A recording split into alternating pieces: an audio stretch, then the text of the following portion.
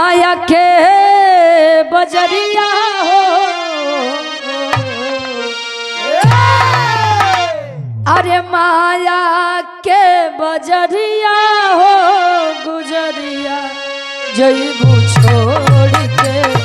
माया के बजरिया हो गुजरिया जइबू छोड़ के। माया के बजरिया हो गुजरिया जइबू छोड़ के। हो गुजरिया जइबू छोड़ के। हो गुजरिया जइबू छोड़ के। माया के बजरिया हो गुजरिया जइबू छोड़ के। माया के बजरिया हो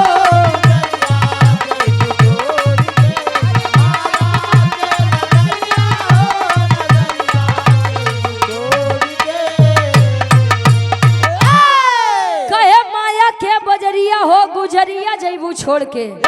और हमारे बड़े भाई आप एसपी यादव जी, आपके द्वारा 201 रुपए का सम्मान, बहुत बहुत धन्यवाद। आशीर्वाद के चारी के बच्चे अपनी कला में कामयाब रहे। वाह इस संसार में डब्लू गुरु जी हाँ जी जले ई शरीर में जान बा, तले भैया ये माई है, ई बाऊ है, नी मौसा है, मौसी है, हाँ वो ई मौसा बुआ है, नी फूफा है। वाह कौ गुरु जी हाँ जी आदमी कितना जने यहाँ खाली आदमी के देख के आजकल सोई जाते हैं। कौ गुरु जी हाँ जी ए भैया इतनों में आदमी उपस्थित हो है, खाना बढ़िया लाग होई तो ठीक बा, आ तनी से अगर कुछ यार बाहर हो गए होई कहीं है यार सब तो बढ़िया रहे, लेकिन कचौड़ी तनी से टाइट हो गई रही। बाकी सब चीज एक नंबर के रहा। अच्छा खाए हो यार, अरे वाह। अंतरा के पहले अंताल में कवि जी लिखते हैं कैसे,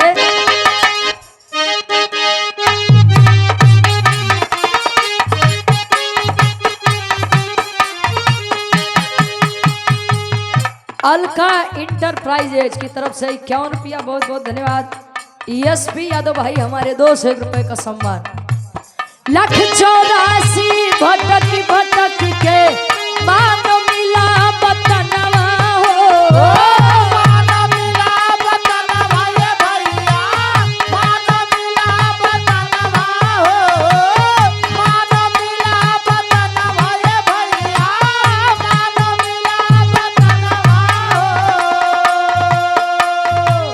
जय दिन पाती आई पिया के,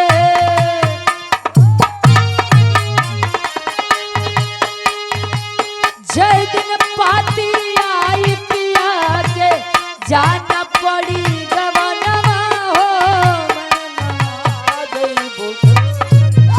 अरे माया के बजरिया हो गुजरिया जइबू छोड़ के।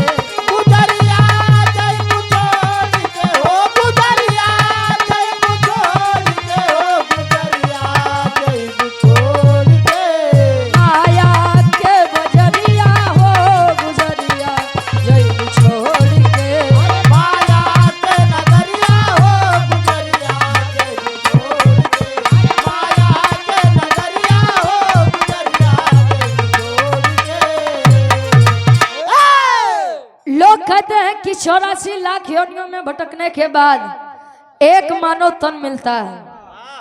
अच्छा पहले के जमाना बड़ा अलग रहे गुरुजी। हाँ सतयुग जले रहे तले देव और दानव अलग अलग लोक में निवास करें। वाह जब त्रेता युग आए तो देव और दानव अलग अलग देश में निवास करे लगे। वाह द्वापर युग आए तो देव और दानव एक ही घर में निवास करे लगे। वाह लेकिन जब से कलयुग आ गया तो देव और दानव एक शरीर में निवास करे लगे। वाह कितना आदमी कहे कि यार इंसान के रूप में भगवान बा, कितना आदमी के आदमी कहते हैं कि रे मारा सार, वाह पता नहीं कहाँ से के आदमी के तन मिल गया।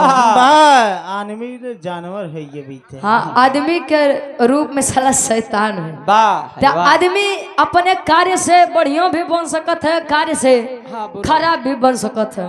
का गुरु जी जियते जिंदगी नहीं परवाह बा, जले जवानी बा बुढ़ौती आई तो हरे राम हरे कृष्ण। राम हाँ बस मरे के बाद इनके स्वर्ग मिले भाई। कहो गुरु जी अंतरा के दूसरे अंतल में कवि जी लिखते हैं कैसे, वाह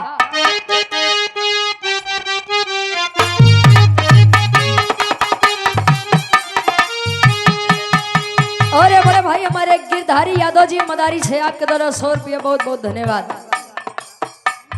राम नाम तू जपले बंदे सफल बनी जिंदगिया हो।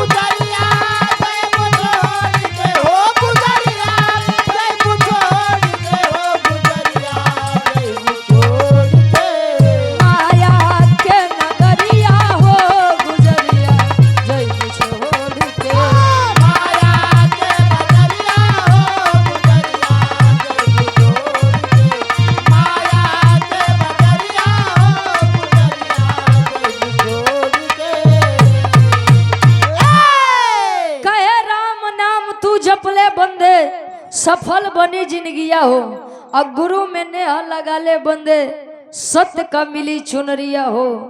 गुजरिया जेबू छोड़ के या केतनो दाढ़ी मोछर रखा ला गुरु जी। हाँ जी लेकिन हुआ खातिर सबको दुल्हने यहाँ दुल्हन ना हो दुल्हन सबका पिया एक कमन वाली पिया 120 वाली कमन जीत भैया। हाँ 150 वाली। हाँ इनकर ढेर बुद्धि चलत बा। पिया का मतलब परमेश्वर परमात्मा और जो दिन आत्मा रूपी दुल्हन और परमात्मा रूपी दुल्हा के मिलन हो ओकरे बाद ही कोनो दुल्हा दुल्ही कामे नहीं है। ये बड़े हमारे मंजीत भैया बड़ा समझदार हैं, बड़ा मोह माया से दूर रहते भैया। इनके मतलब के था हाँ इतना निस्वार्थी आदमी है इनके खाली एक चीज से मतलब बा वो खाली पैसा से। बाकी दुनिया का करते बा का धरत बा ऐसी कोनो लेना देना नहीं बा। फिर से इस पूरी टीम की तरफ से इस मंच के माध्यम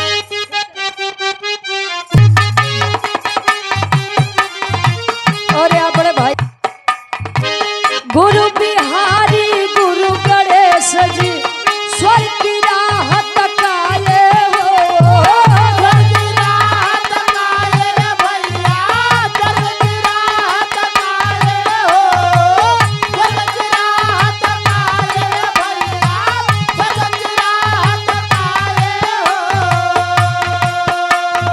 गुरु तरस बिन अखिया प्यासी